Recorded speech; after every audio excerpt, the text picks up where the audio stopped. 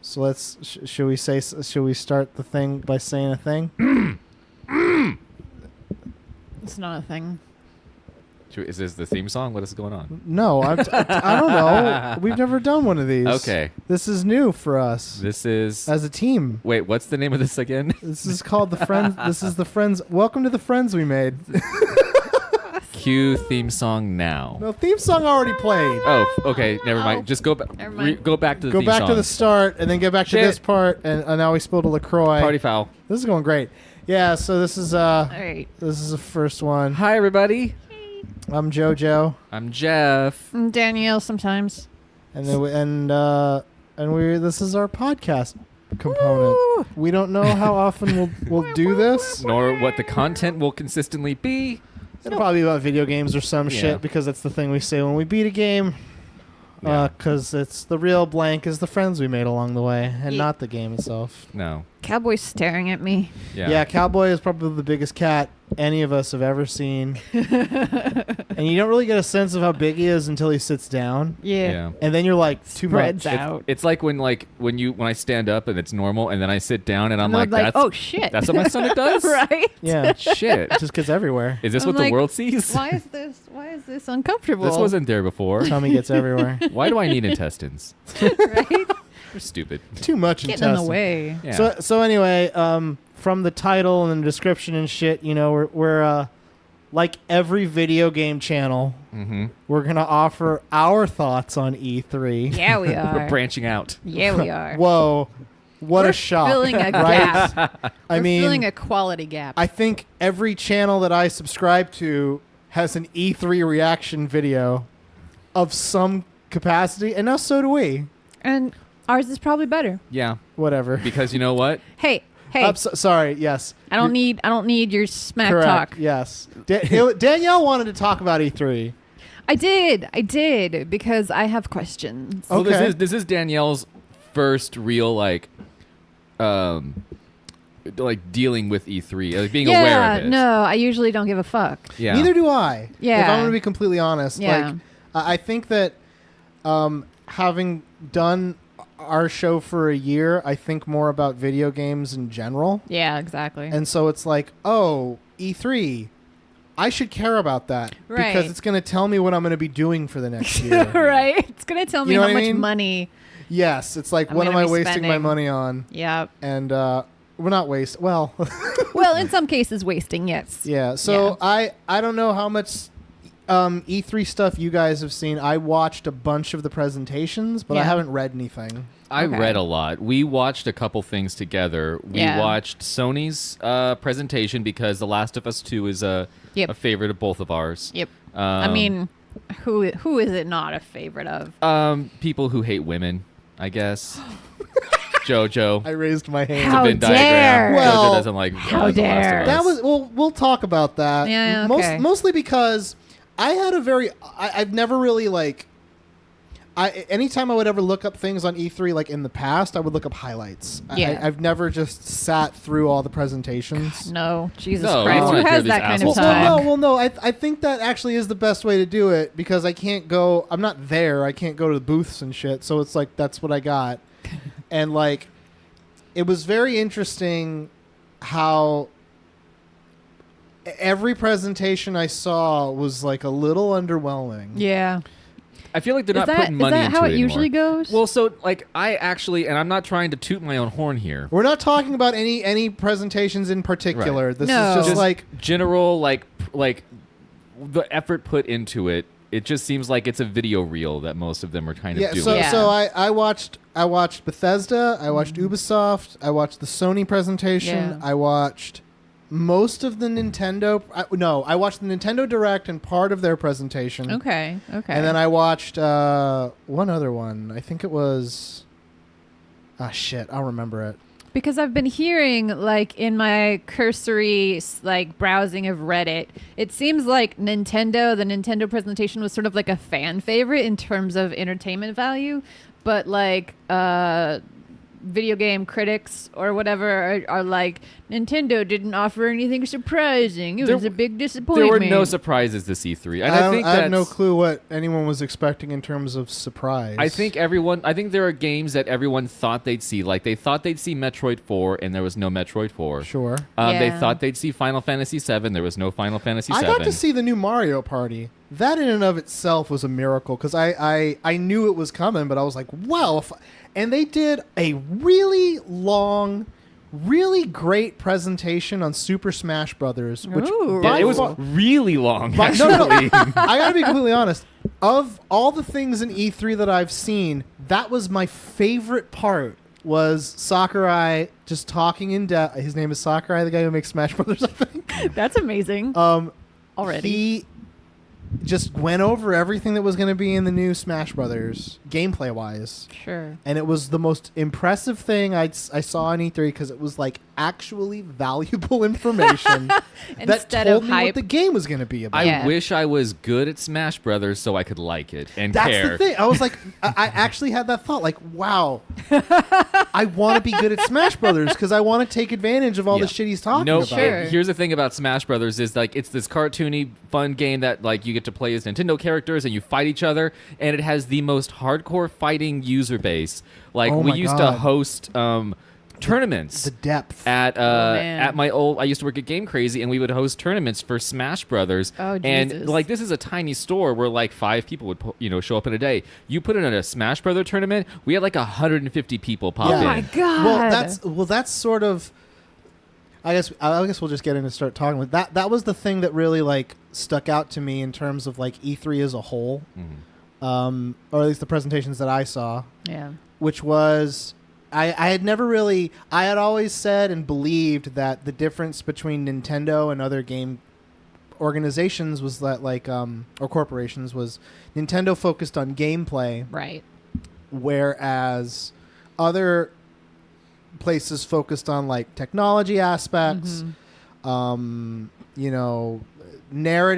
because Nintendo typically fails in terms of like compelling narrative. Yeah. But then like you see at some level in this E3, I feel especially like Nintendo's attention to gameplay like sets them apart, which is in some ways great, but in other ways like reflects really poorly on video games as an industry. Well, what do you mean by video gameplay? Because you're separating out like narrative and visual from that. Every part of the Nintendo presentation was like, here's the things you're going to do, like physically. Okay. So this is at least the direct. I'm not 100% on their stage show, so if I'm wrong, eviscerate me in the comments. My name is Gerard the Completionist. Now, the thing that I noticed primarily was like Reggie Fils-Aimé was talking about his name almost sounds like you're saying feels me. I know. He was talking about primarily the Nintendo controller for Pokemon, the ball. The Pokeball. Yeah, and he was like, here's the Pokeball, here's what it looks like. You can play the Switch wherever you want, which means you can play with the Pokeball wherever you want, and you can play the whole game with the Pokeball. And I'm like, wow, that's really interesting. And he was like, the Pokeball releases, it comes with a Mew. So if you get the Pokeball, it has a Mew. And I'm like, okay, that's really fascinating. So if I want the Mew as a Pokemon to play with, I got to get that peripheral. Sure. But the peripheral is really cool. And they're like, it functions just like a Joy-Con. You can play the whole game with the Pokeball. And I'm like, that's nice. There's no ambiguity in regards to the stuff they're announcing because they go pretty in depth on the mechanics of it. Yeah. Right. But like, I feel like that's a thing that Nintendo, like since the first Wii, and I think that's become a big part of like what they focus on is the means by which you're playing with something physically. Yes. And I think that's what they really have to go heavy on because that's what they got. That is true, but then they also had the Super Mario Party I didn't video. watch that one, unfortunately. Well, here's what was interesting about that. Almost no footage of the game. All the footage was live people just having fun. No. Right. Yes. Right. Oh, really? And that's what's interesting. Right.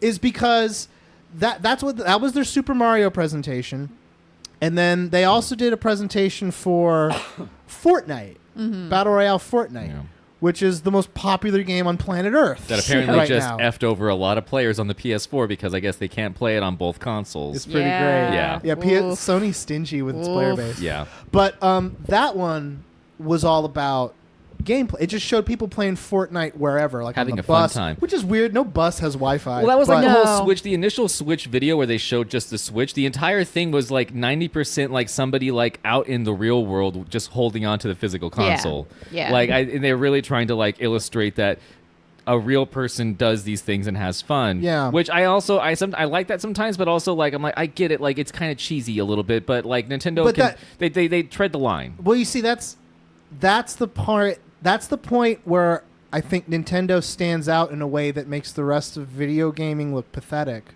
Is because Nintendo's emphasis is on the player having a good time.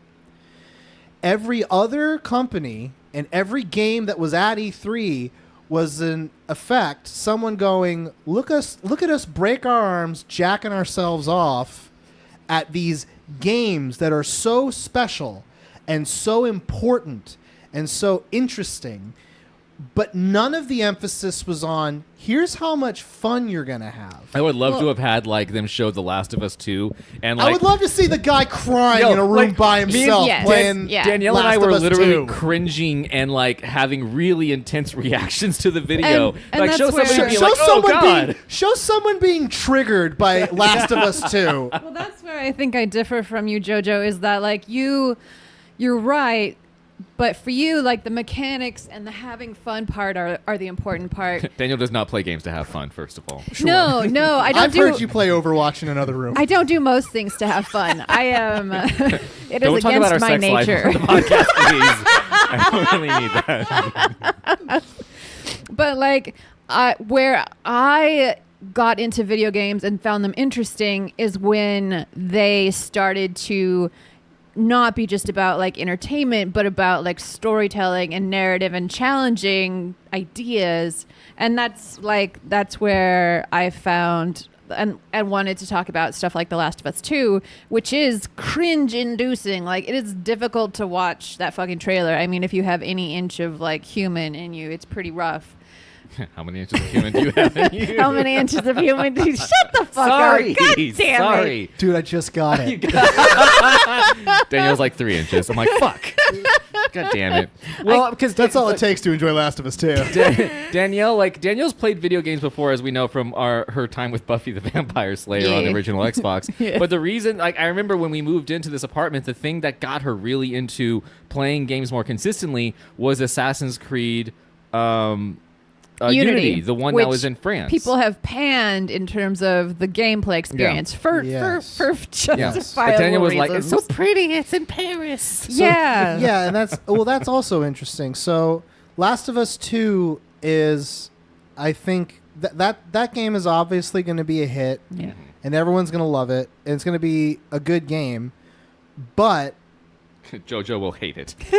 well, I'm calling well, it now. well, here's the thing. It's I have a very specific opinion about games, especially big AAA titles like the shit that Naughty Dog makes, Just because Crash which I Bandicoot refer burned to you. as shit. You're just taking the Crash Bandicoot pain and like Well, applying they it do everywhere they do else. have a lot to make up for They with do, that. but the thing is, like, Naughty Dog is good at making a Naughty Dog game, What about the what about which is the- what they did. Which is not to demean the importance of the story of The Last of Us and its cultural relevance, because that is important. But Naughty Dog has made the same game for like 10 years. They just keep making the Uncharted type of game. That's what they keep doing. They're getting, and it's like every time they make a game, from a gameplay perspective, they're like getting it right or getting it better every time. But they have not made a new game in 10 years since How so? Uncharted 1. Like, that was their most recent game experiment, and then So, after like, that, it's just been what's like the common thread between them? Like what? Yeah, the gameplay. Like, just in terms of like yes, how it plays. the story gets more complicated and better, but that's because it has to. Right. So they've put themselves in a position where their game, the gameplay in a Naughty Dog game is just like, it's a Naughty Dog game. Is that supposed to go blank? I think so, yeah. Okay. Hang on. Yeah, it's fine. It's a Naughty Dog game. So, like, the trailer for Last of Us, which was very beautiful and very tragic, it shows Ellie and this girl, like, basically, it's like, hey, I like you. You're cool. Everyone should be afraid of you. And then it cuts to her, like, fighting. Murdering. So the actual gameplay. And watching that, I'm like, I could just walk away now. I know everything this game's going to do. It's not going to be without different even from touching the first it. one. Like, Without even touching it, I'm like, I know everything this game's going to do. I know how it's going to work. I almost know how it's going to feel. It's incredibly well polished, and the sound design is great. Just from that, I'm like, the sound design is... people are going to praise the sound design. that's the first thing that That every is the review is going to first talk thing about. that anybody is knows this- is that goddamn sound. That sound design. Fucking Well, sound. do you like even in the fucking trailer? Like their kiss was so loud. I know it was obnoxious. I'm like, guys, calm down. Okay. Look, That's, you don't- again, that's what I found interesting was that they made that kiss uncomfortable because you have two girls kissing, and in like stereotypical gamer culture, like guys are like, oh, I got a boner, it's so hot. But they made it I said that uncomfortable. once. Okay, Jesus. Like, I don't think that they made that. I don't think that Yes. was just a bad design choice. I think that they consciously did that. Well, that's what they said after the trailer was released. They were saying that everything that happened, obviously, in the trailer was like the violence they meant to make you uncomfortable, and it meant to make people cringe and feel gross. I mean, it was the obvious juxtaposition between, oh, here's this like tender moment that's kind of weirdly uncomfortable and Right. awkward, and then you have this other moment which is also like violent. And but I think that it's interesting because when you talk about like the gameplay and on one side of the line, and then like the story and everything on the other, the reason that I'm even interested in The Last of Us 2 is because of the characters. Like, I want to see where Joel's at, I want to see where Ellie's at, and I'm curious to see what the world's like. Like, but I can understand. But I could say if you took The Last of Us gameplay and just threw it into a brand new game with a brand new character and a new story, I would be less interested. And that to me is a failing Right. of the industry. Like Bethesda. Are you guys listening, industry? Industry. Well, I say that because, and I realized this actually recently because I'm playing Detroit Become Human. Oh, really? By How's that? Oh, it's great. Really? But here's the thing. The company Quantic Dream, Yeah. they made Fahrenheit. They made... Which we tried playing again Yes, recently. we did. It's so goofy. Terrible. They made Heavy Rain, they made Beyond Two Souls, and they made Detroit. Yeah. So they made, and we realized this as we were playing through Become Human, Quantic Dream made the same game 4 times. It has the same set pieces. It has the same basic cast of characters. It has the same basic interactions. There's a part in Heavy Rain where the girl in it gets led into like a basement by some guy who she needed to see for help. Which is That exact same scene happens beat for beat, almost identically. Does David Cage write the script for Yes. each of the games? Well, then He writes the same script every time. That's what it's. He just can't get outside of his basic But script. here's the thing.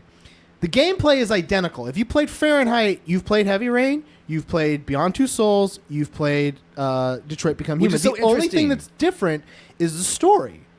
So Quantic Dream, in the same way as like Naughty Dog and a lot of game corporations, they make this they make their game, and then they just improve the story every year. So when it comes to E3, it's like, what is even the point? Why even have this? It's kind of like E3 is a bunch of cars. It's the exact same model, but they all have different colors of paint on them. Well, Yes. I think that there's a reason why they call them game trailers, which is that I think you're right. There's not a lot of innovation in these games with gameplay techniques. Like they're not upending like between The Last of Us and The Last of Us 2. There's not probably going to be a lot of difference in how the game plays yes. in terms of like mechanics.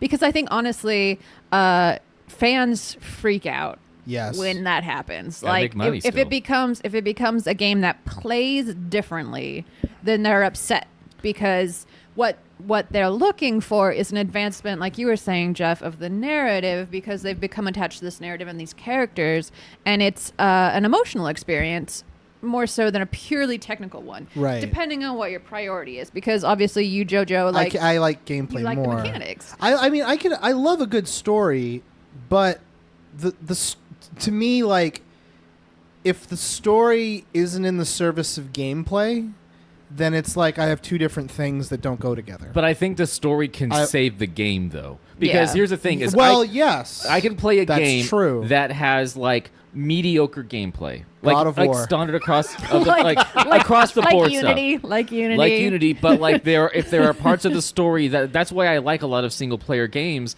is because like Enslaved is a game that was released on the PS3, and it's a super generic gameplay. Yeah.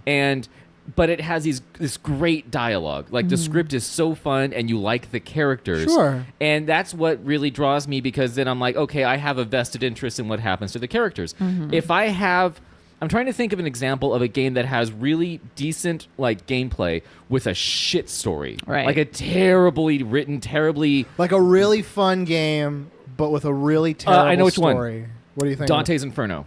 Yes. Dante's Inferno was on the PS3. It is a It feels pretty good to play. I will here's be the completely honest. gameplay-wise, it's a God of War clone. Yes. It's a God of War. It's a game that plays like X-Men Origins Wolverine. X-Men Origins Wolverine, same thing.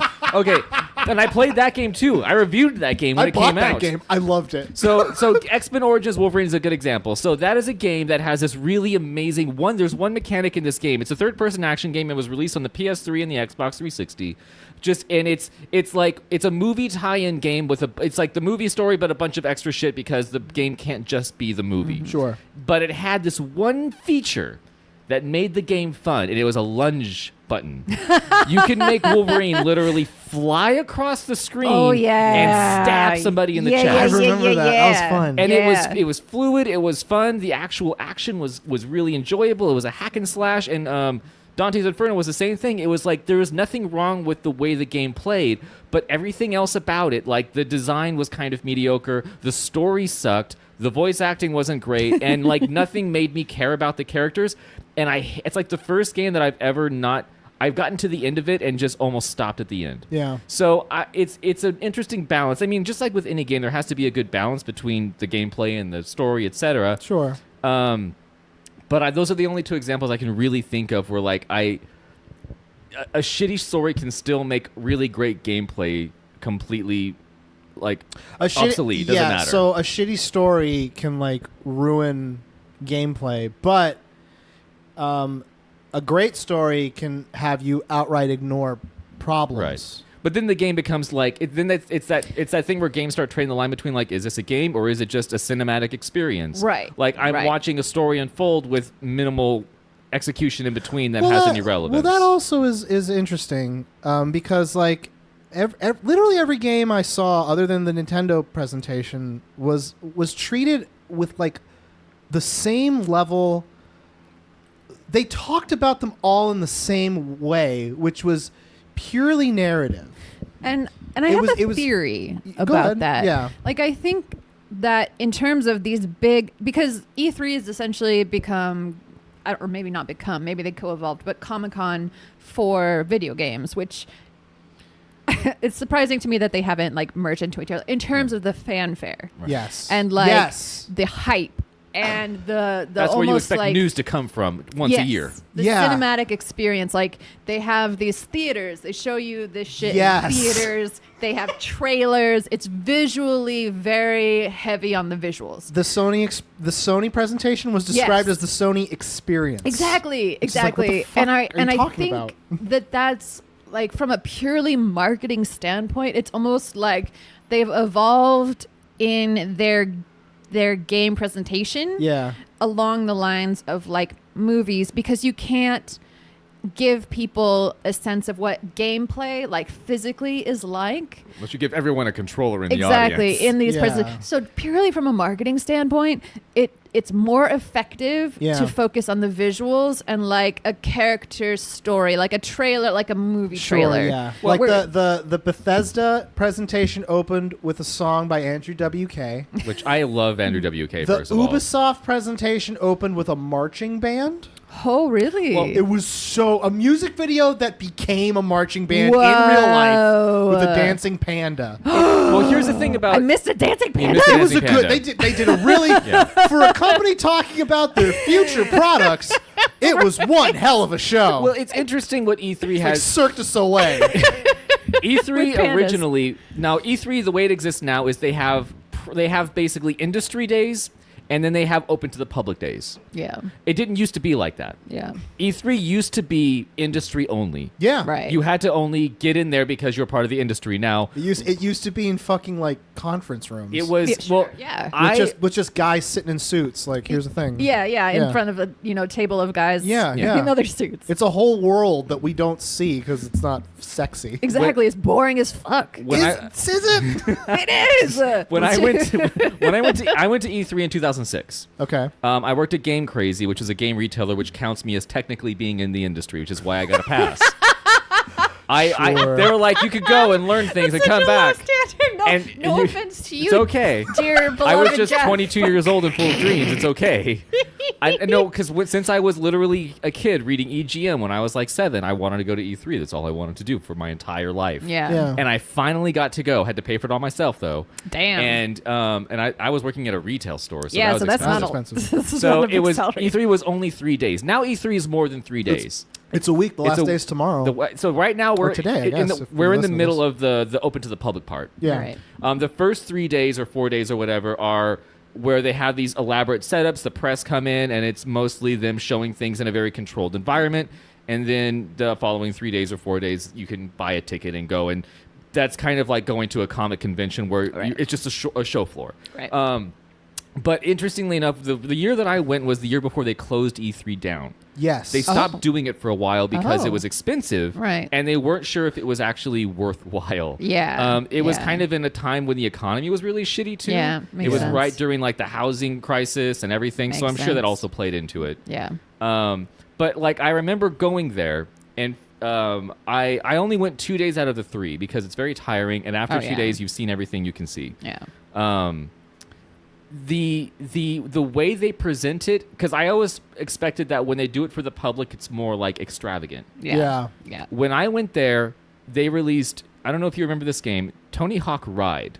That was the one with the actual skateboard on the ground for the Wii. It looked like a hoverboard from, yeah, I remember from that. Back to the Future. I remember that. Yeah. The Oh, year I went is shit. when the Wii was coming out that year. Ooh, that's a good year to go. The PS3 was coming out that year. Yeah. Oh man. And Tony Hawk Ride. The Those highlight. 3 games. The highlight of that The year. highlight event. But like I remember in the middle of the show floor, they had a fucking half pipe. Wow. Oh my God. And they had skaters doing crazy tricks in the middle of this. It's like going to Vegas. Yeah. Yeah. So Yeah. I feel like E3 is weirdly enough more refined now, and it works better in the way they're doing it because it's like going to a theme park almost Yeah. in some respects. And then this one, it's like more going to Universal Studios. Yes. You're not just Yeah. going to see crazy rides that you can. It's like you're going, and it's like being in Mr. Toad's Wild Ride, Exactly. and they're taking you through an experience. And I kind of liked Sony doing that. Because I remember them talking about it before they started their show. They were like, "We're not doing any big crazy announcements. We just want to give the audience Yeah. kind of like Yeah. a good vibe about what we're doing with Yeah. these big primary And then games." that guy also said this counts as going to church. Yeah, then they had it in a Wait, church. what? He said Wait, it's like, what? hey, listen, for all of you believers, like, this counts as going to church. That was stupid. This week. And I had that thought, like, wow, they are really doubling down on, like, how important they are. Yeah, and I think like that's really interesting to me because it is really like really thinking that you are some big shit. Sure. And I mean, I think that they are also banking on the fact that the kind of gaming that they're promoting is more and more immersive. And I mean, obviously, we have already the VR, which is supposed We to be... don't have it yet. I'm not allowed. Shut the fuck up. Well, when you say immersive, what Yeah. do you mean exactly? I mean... A man playing a flute in front of you in an audience. That is immersion. That was cultural wearing appropriation, a culturally I guess. inappropriate hat, yes. Watch, they're going to be like, he's a 4th Japanese, everybody. I'd be like, It's okay, all right, you My bad. I take it all back. My while bad. while you're talking, I'm gonna find a picture of him, Danielle, and you can Yes. tell me what you think. So when I'm talking about immersive, like video games are an escape, and you're narrowing your eyes, but we can return to that if that. I'm not looking, but I'm just imagining I JoJo wouldn't- narrowing his eyes. I wouldn't call Last of Us 2 or Death Stranding or Nioh 2 or the Resident Evil. None of those are like. None of those spoke to me like, here, if you can get away from your problems in this game. I mean, and enjoy yeah, all these new problems. Exactly. Like that serves as an escape. And because as long as it's not your own problems, as long as it's not your own responsibilities that you have to take care of, then it's an escape. I gotta cook all these pieces of food for my family. Right? And I'm so cooking mama life stressed. I'm sucks. so stressed. I gotta cook this food real fast. I gotta sweep. Right. But It's then a there's game. that's a manageable problem. You're right. In a, You're right. Yeah. in a- You're oh correct there. boy. Yeah. Danielle just That is looks looking like at the fucking photo. Jon Stewart in a rice patty hat. Yeah, playing it a was flute. pretty weird. It looks like a character actor in Hollywood doing a bit. It is. Yeah. It looks inappropriate as fuck. And just so we're clear, everybody, we're talking a lot about the Sony presentation just because like it was the weirdest. Yeah. Sure, yeah. Well, the other ones weren't. I wouldn't say forgettable, but they didn't make a big impact. Like actually, when I was getting ready to just write stuff down to talk about, on my little notepad, I wrote down, "Do I need an Xbox?" What? Did you look up any? I didn't watch the Xbox presentation. Was the one I didn't watch because I don't have an Xbox One yet. I don't have an Xbox One. I had an Xbox One years ago when it came out with the actual Kinect, and I sold it to get us the second PS4 for Danielle. But so like, that's something. there's nothing on the Xbox that like I didn't watch it. I watched parts of it. I saw the Devil May Cry 5 trailer, and I know they announced a new Forza. Whoop-de fucking do. Like I wish I was like into car games, and I'm sure it's impressive technically, but like I don't know how Xbox still has a I don't know how Microsoft still has a console. Well, to be honest, They are lagging behind a bit. I mean, I think. Well, they have. they got Gears of War. They got Gears of. Well, do they? Is that series still going on? Of Yeah, course it is. They're doing more. Why not even ask? Like, are they still Right? making Gears How of War? dare you I don't ask? know. How Does money dare. exist? They have Halo and they have Gears of War and Forza. I mean, Halo's a pretty big. Crackdown. That's a pretty Halo's big. got a pretty dedicated. Well, they also have PUBG. If you want to play PUBG on consoles, you gotta play it there. Which is a weird market to corner.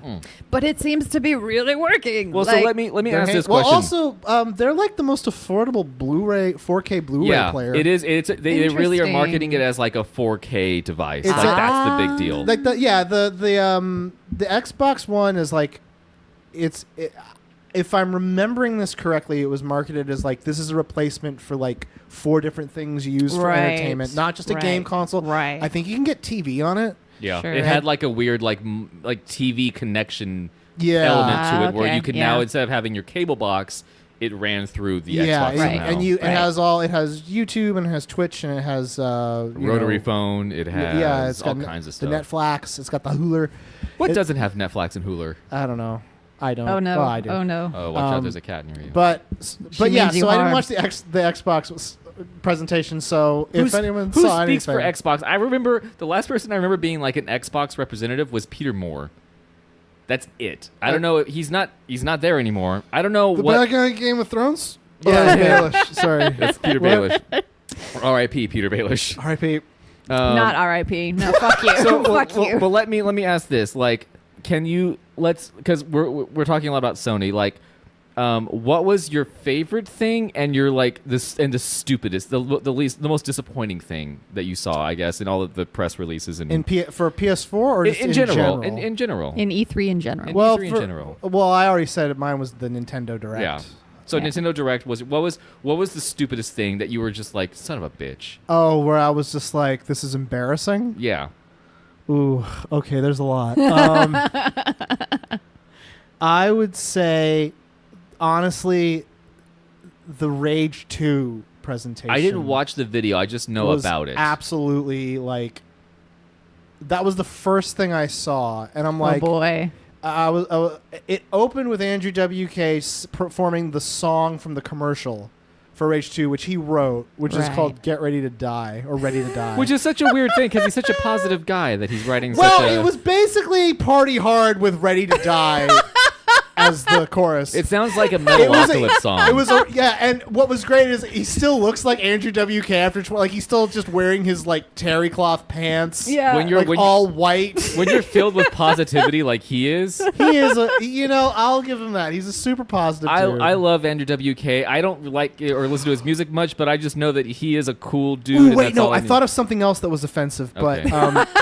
but the Rage 2 presentation was just like, here's Rage 2, and then they showed the gameplay, and I'm like, It's like a sequel to a game that no one cared that much about. well, to be they honest. made It's a it sequel look like nobody wanted. like a Borderlands without whimsy. Like it was just like a more serious Borderlands. That was the look. The color scheme was really like right. pastel-y, and the Yeah. bad guys look like those are bad guys from Borderlands 2. Wow. But it's just like I was just very underwhelmed. But like the fact that they opened with a song from a music artist was like, this is weird. Yeah. But that wasn't the most offensive. The most offensive was in the Ubisoft presentation for Beyond Good and Evil 2, Okay. Oh, I know what you're gonna say. where oh. they showed zero gameplay Yeah. at all. They had a Yeah. pretty pretty compelling movie that was like, this is like Serenity with a pig man. That's fine. Okay, sure. But they also had Joseph Gordon-Levitt come out, Yeah. and he was like, "Hey guys, listen. Basically, Beyond Good and Evil 2 is big and boring, so make all this shit that we should put in the game. They want to crowdsource All content. the fucking assets for Beyond Good and Evil 2, they want to not all of them, obviously, but like art, music, Wait, what? frescoes, Yeah. What? graffiti, What? I think they mentioned Graffiti? some kind of So like you'd be going through a city, there'd be random art ass. That's the thing with Beyond Good and Evil 2. It's like you're traveling around a galaxy, right? Sure. Well, they realized like, that's a lot of work An entire to design a galaxy Shit. with emotive feelings everywhere. Oh, God I know damn. what we shall do.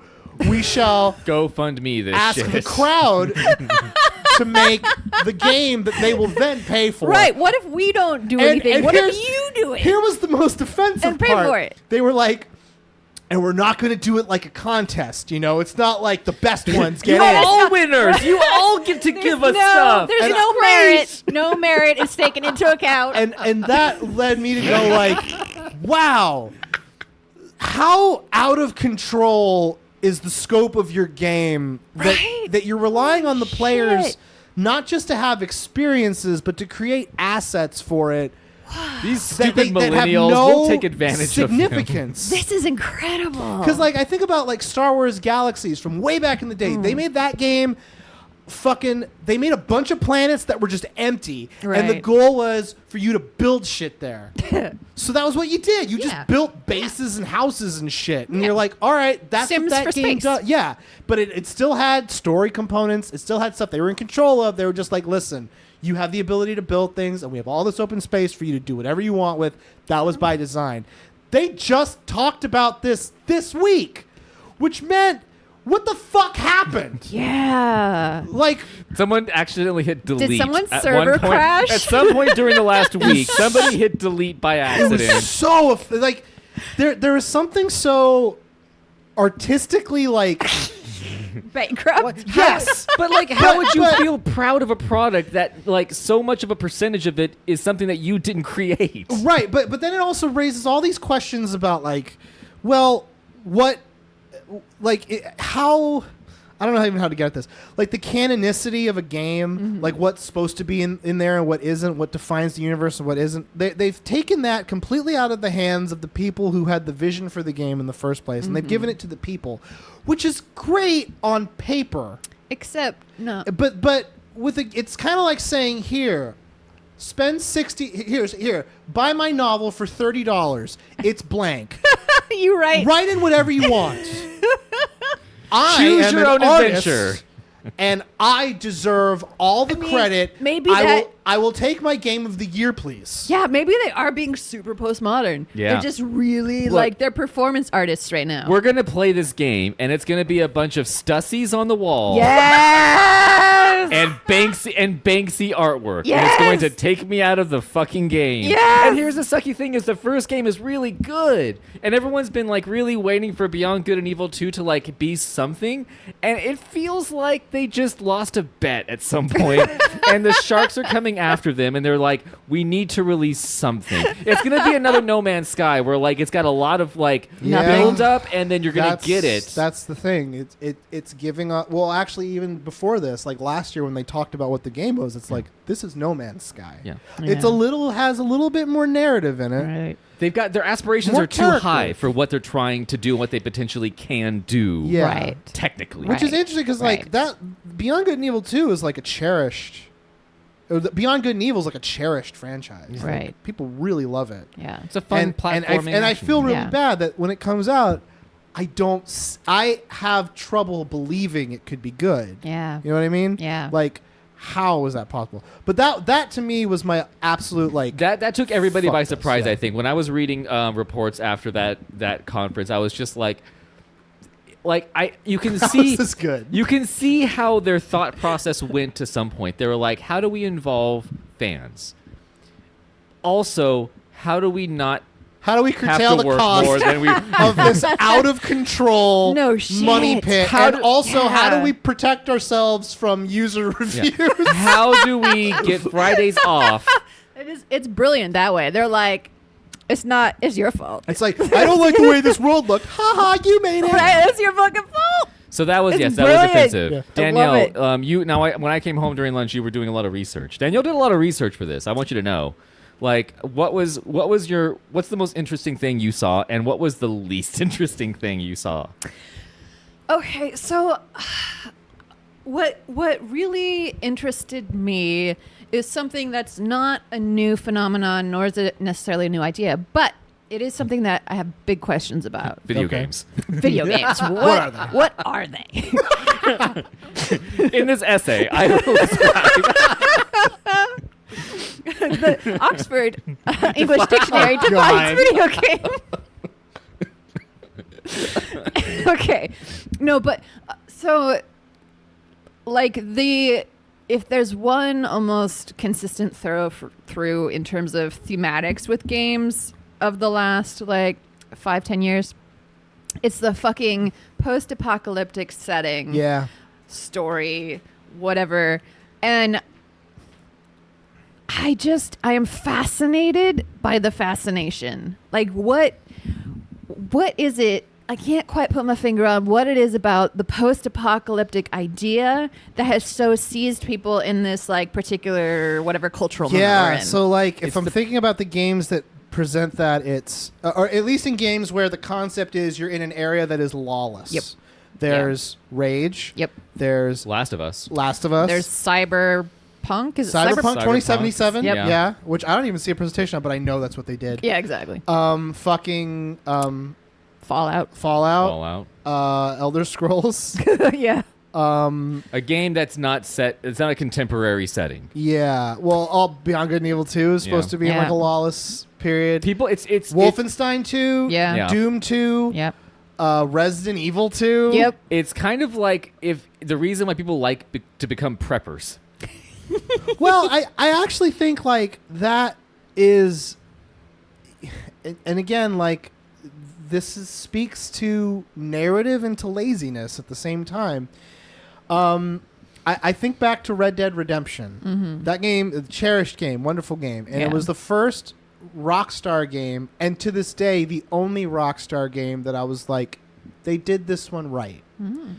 Because Rockstar is notorious for making games that are really big that have nothing to do Really with them. lazy. Yes. So it's like, here's this big open world. Yeah. You can drive around in it. Have fun, kids. Are you jealous? Right? Are you having fun yet? but Red Dead Redemption was interesting because it was the same game and there was nothing to do, but it made sense because you're in the desert and there's nothing there. There's nothing in the So you're like, wow. This is Oh, And I honestly think Yeah. at some level, like, I don't know why they didn't commit to a Red Dead Redemption 2 like immediately. Right. Or if they did, why they Sure. waited so long, because like they fucking cracked it. They're like, Yep, this is what exactly. you do. You make a game that's set in a wasteland Exactly. because it serves the narrative. Yep. Historically And it's accurate. real fucking easy. Yes, Real easy. incredibly easy. That's why all of Bethesda's games work the way they do. Mm-hmm. That's why, conversely, all of Naughty Dog's games work the way they do. Because all of Naughty Dog's games are set piece games. Yes. It's like, here's a fucking set piece, Yes. do some shit here, Yeah. really elaborate, really planned out. So- They can't translate that to a big open space. Right. Because the whole concept of that is like, look at all this shit you can do. Yes. And then with open world games, like, look at all the shit you can't do. Exactly. You can't walk down to the store; it's destroyed. Are you saying that the post-apocalyptic thing is a product of like laziness, like in terms of like game I development? think, well, yes, It's also it's an easy go-to. Well, like think about it movies. like it's sort of the kind of issue of it's almost like we want to turn like if you wanted to make a game that is an open world game with the like imagine an open world game with every part of it had the level of emotional and technical complexity of Last of Us 2. Everything mattered. That game Yeah. would cost $1 billion. Yes. It would take 30 years to Yes. make. Technology does Yes. not exist to make that game a reality. Yeah. Unfortunately. At least not because It would blow up your PS4. It's sort of like the kind of thing of like the more impressive it is, the smaller the scope has to be. Yeah. Which I actually like. Yeah. I think that people are making the mistake of like quantity over quality. Mm-hmm. Yeah. Because the one thing I'll say for Naughty Dog's games and like a lot of like not just Naughty Dog but like Quantum Dream, Quantic Dream, Capcom, Nintendo even, like the scope of their games is very, very small. Yes. You're not going everywhere. Yeah. You're going to these very small, self-contained areas. Even Yeah. like Super Mario Odyssey is like, that's technically an open world game, but it's not fully connected. There's still basically like levels that are Right. really intensely focused. They're very detailed, lots of stuff to do. Yeah. Last of Us is this fucking straight up tunnel Yep. that you travel through. Yeah. But it's it's redolent with things to do in that space. Yeah. Fallout, on conversely, big open space. Yeah. Really pretty looking. Not a lot to do there. That's why I didn't like 4. Yeah. Yes. You- I mean, like, that's the thing, though. That's all Bethesda knows how to do. You need a driving force in a game, and that's why I would say, interestingly enough, like the best games I've played recently are those weird, like God of War is like a hybrid of kind of an open world and a straightforward singular Sure, game. yeah. Because like I feel like some degree of freedom to explore areas that are optional. Yeah. Which is what God of War does. Like you don't have to go to a couple of the other realms. Yeah. You really don't need to. You don't have to like travel to do the additional side quests. You can, so the world feels bigger because there are parts of it that you don't explore based on pure necessity. Yeah, so they in God of War, and a lot of games are starting to catch wise to this, like, it's not the size. Right. That matters, everybody. Yeah, Jesus. yeah. Take that in. Take notes. Well, in gaming especially, like, if you make a really like that was one of the things they mentioned in the Bethesda presentation, which I found fucking offensive. It's which 4 is like- times as big. Yeah, it's like Oh, who God. cares? Yeah. That doesn't mean anything. That just Yeah. means you have 4 times as much space to Empty not space. put anything. Yeah. And then they went out of their way to be like, there are no characters in this. There's like it's like so it's 3 times Just bigger. It's like we made a big world with nothing in it. You're welcome. All the additional stuff is just In the fact, ocean. not only is there nothing in it, you can blow up the shit that's there. Yeah. Literally. I do think that's going to be that'll be the one fun thing in the new Fallout is that you get to find keys to launch a nuke. Yeah. That's going to be the one fun thing you get to do. Yeah, well, that looks fun. Like I Yeah. love the idea of working together with a group. I like that. Yeah, yeah. And Well, that was one thing I actually found slightly charming about Fallout. Whereas before I was like, oh, I don't know about always online. But then I'm like, yeah, but if they didn't do that, it would just be a It would be Fallout game, really and I boring. don't care. And it's coming pretty quickly after the last one. yeah, it's coming like 3 Yeah. years. Like that's a really quick turnaround for another Yeah. Fallout, so Yeah. it'll look a lot like Fallout 4. So was the post-apocalypse setting in every game? Was that the most offensive thing you saw? in E3? I mean, I don't think offensive so much as fascinating because, I mean, there is a feedback loop between game makers and game players. So it can't just be the game makers wanting to do post-apocalypse. Like, it might be convenient for them because it doesn't require a lot of period authenticity, so it doesn't require a lot of research. No. It doesn't require a lot of modern day rules. Yeah. So there's that. But also people are eagerly consuming these games, and I don't think it's purely because there's a franchise name slapped on it. Like, I think that people are a little bit more discerning, and gamers in particular are more than willing to go full on what the fuck attack dog mode if they don't like what they see. I actually am offended at your use of the word gamers. I prefer game person. Yeah, well, I'm specifically referring to gamer dudes, gamer bros. Gamer bros? Gotcha. Yeah, Okay. yeah. I'm a gamesman, actually. Prefer that. Because there's gamers, and then there's a subset of very vocal and very, dare I say it, toxic. Sure. Wait, no. I'm sorry. I mean, gamers are not toxic. I would have not believed you on principle because of your gender had I not. Yes, indeed. Had I not seen the chat feed during the Last of Us 2 video, and I'm like, we shouldn't have. We don't deserve to have video games. Right. We don't deserve to be alive. Here's the weird thing about the post-apocalypse is that I feel like the developers just don't understand that they can have the post-apocalypse setting in modern day. It's like they haven't visited Fresno or parts of the middle of California. What about the example of what about a post-apocalypse setting? What does that really mean? And can you compress that down to a neighborhood? Can you make it Or a really building. positive post? Where's the positive post-apocalypse? Well, if they said it in Oh, that's Cyberpunk 2077, by the way.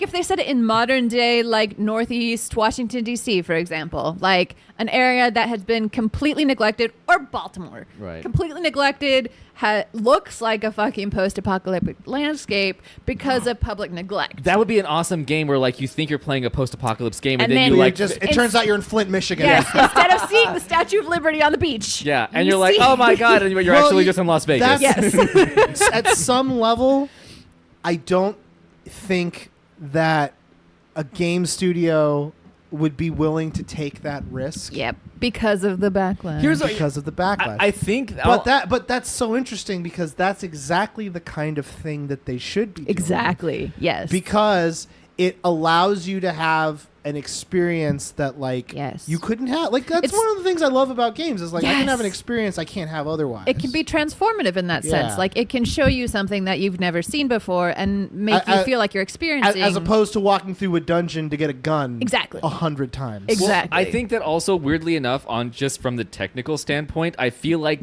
companies go with post-apocalypse because they don't have to render that many models. Yes. I really think that they're super easy. I think they're just wow, here's a post-apocalypse. There's only there's only 18 people that exist in the world now. We don't have to worry about taxing the hardware. Yeah. Because we don't have to render a fucking city full of people. Yep. I think that's part of it. Well, what was the best thing you saw in your research? What got you the most excited?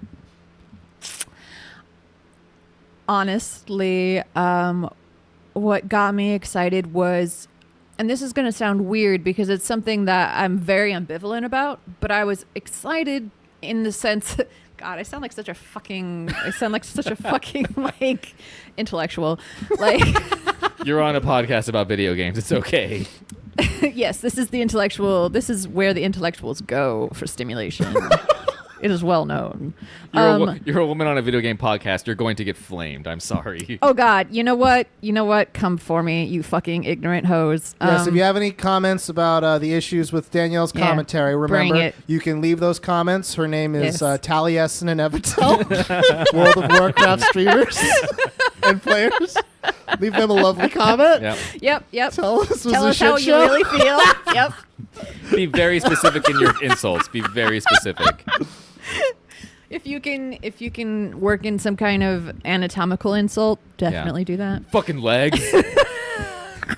No, but what was Yeah. the thing? What Okay, was the thing? so the thing is the starkness and the graphicness of the violence in particularly like Last of Us 2, because that's if that wasn't something that they were aiming for, then wow.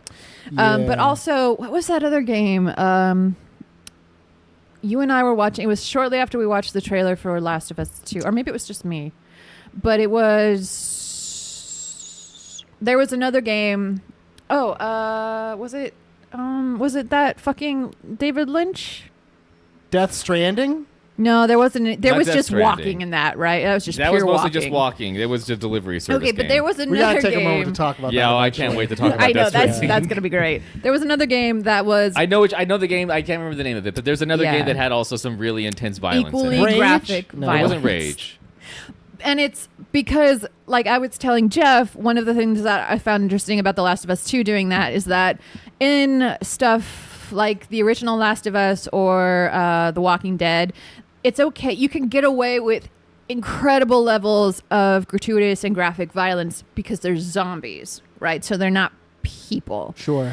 And so, like, Walking Dead has become infamous for like always ratcheting up the like level of pure gore Uh-huh. that they can get away with. Yes. And so, I mean, I could be. I just see what The Last of Us 2 did in terms of the cringe worthiness of the violence, as sort of calling people's bluff on their love of like zombie games and movies for the fact that it's so gory. She didn't kill any zombies in that. No, Video. she was She killing just killed people. I don't even know if there are zombies or clickers in the new Yeah. Last of Us. It Yeah, might yeah. just be people. She was just slitting the throat of people, actual Well, people. Well, that's what's interesting. I think that is actually pretty interesting because, like, for video game violence to kind of affect you in any way, it has to be extreme. yeah, and personal. Or you Yes, need you have to give a very shit intense about it. context as well. Like Yeah, like there are some like- games where like the violence isn't really intense, but based on why it's happening and your relationship to who it's happening it with, feels intense. it feels intense. So like I think about Wolfenstein, Mm-hmm. where like if you want to talk graphic violence against humans, Right. fucking Wolfenstein. Yeah. But it would never get censored for its violence because you're killing Nazis. Exactly. And in some level, I'm like, good. Yeah. Let's- Right. That's important. Dehumanize the Excellent. Nazis because Yeah. they're fucking. I But mean, they're very smart in that game because like when there's violence against someone you care or love in that Yes. game, it's like, whoa, I don't Yeah. want that. Yeah. There's something that pops up to mind because I was trying to think just of where that's happened, and weirdly enough, when you kill Andrew Ryan That in was BioShock, Yes. this is a man that's talked to you throughout the entire game, and you hear his voice the entire game. You don't interact with him necessarily, but like he's there and he's present, and you finally meet him face to face, and you literally bludgeon him with a golf club. And it's completely out of your Damn. control. It's out of your control, and it's not even like really gratuitous. And actually, it reminds me, weirdly enough, of another instance of violence in Saving Private Ryan. There's a scene where the guy gets stabbed. the guy gets stabbed in the heart. yeah. There's no gore. There's no Yeah. violence or anything. Yep. There's no like explicit blood or anything. Right. But like it is the hardest thing that I've ever had to watch. Yes. Yeah. yeah. There's a level of like nonchalantness of God damn it. There's lasagna about. There's a Right. level of nonchalantness of certain kinds of violence that video games can't really get away with a lot because it has to be like that's like separating a signal from a noise. Right. You know what I mean? Right. So like with Last of Us, they can do it Yeah. because of the context. Yeah. Fallout, they can't. Right. No, there wouldn't Right. be a, Rage, like they an can't. evisceration scene Yeah. in Fallout. Right. Which is what I found really interesting is that like there's a level of violence that like TV and movies get away with that like there are movies like Natural Born Killers and where you can get like graphic and intense with violence. Video games have for the most part stayed away from the kind of personal violence that you were talking about in like Saving Private Ryan. And even the kind of just I think they've stayed away from gratuitous like violence, because there's been like a laser focus on them since Mortal Kombat. Like violence in video games has become like a point of contention, and it's been something that like people have been ready to pounce on and be like, this is too far, this is too much. Video games, shouldn't do this. And there's an incredible hypocrisy to that, because that they don't say the same thing about like movies and TV shows for reasons that I think are interesting to talk about, but separate, whatever. Yeah. I don't want to, Anyway, my point is just that what The Last of Us 2 was doing was relatively uncharted territory for modern video games, where you have not only like a really intense evisceration scene that you can't look away from, but also you have Ellie, who's like a very empathetic character that you've gone an entire journey with in Last of Us. Yeah. And you feel connected to, and she's the one doing like committing not just violence, but like intimate, personal, close up, cringy kind of violence. Yeah. And so that makes you invested in a way that... What made you this way, Ellie? Right. Oh, I did. That's right. Yeah. I made you kill all those dudes before. Fuck. Like, because, you are also like a stand-in for Ellie. Like, she's your avatar. So you're involved and implicated in a way that I think is really interesting. Sure. And also, like, it explores violence in a way that people thought video games shouldn't. Like...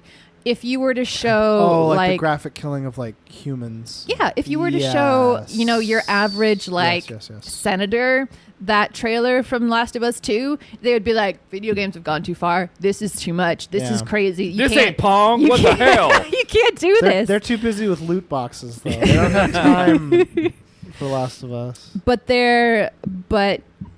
if you're actually playing the game, what you realize is that like they've done something with violence that takes it a step like into uncomfortable territory that I think is kind of almost unique to video games. Well, it's unique in terms of modern games, because it's like it's really hard to get someone unnerved by violence if they play a lot of video. Exactly. Like I don't get unnerved by video game violence at all. Exactly. So like, and Danielle, you played Assassin's Creed so much, and Assassin's Creed is all about killing people. Oh yeah, you jump on people and you like fucking stab them in the neck. But they're just copies of each other. Like they're all the same person. It's like a crash test dummy. It's like watching a crash test dummy fall down and die. Like it's like that is the thing about that trailer with The Last of Us, and like certain games were like, I know you're not real, but goddamn, it just seems like you're real. It's really uncomfortable.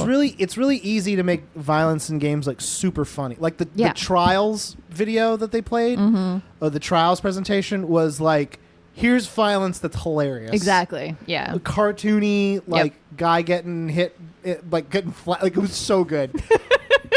And then you have Last of Us, and it's like, this is still violence. Right. And then you watch the Kingdom Hearts 3 demo, you're like, oh, this is way too much.